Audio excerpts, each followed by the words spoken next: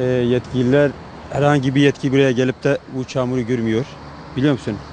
Burası rezalet içindedir. Bak şu çamuru görüyorsunuz. Millet bu çamuru içinde geçiyor. Yani burada yetkililerin buraya gelip görmesi lazım.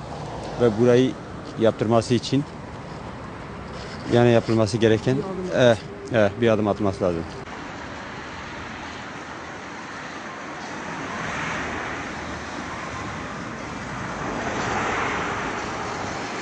Her gün buradan sabahleyin gelip gidiyorum. Kaldırım olmadığı için, asfalt yapmadıkları için caddeden yürümek zorunda kalıyorum.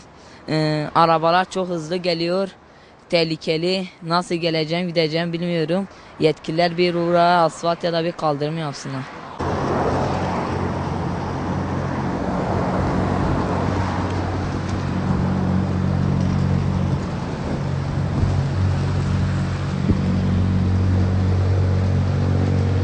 Kötü oluyor işte, arabalar geçiyor.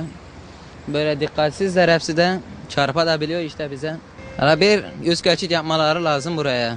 Mesela şu üst geçit çok sallanıyor, oradan da yürüyemiyoruz. Kaldırım olsa daha güvenli olur bizim için.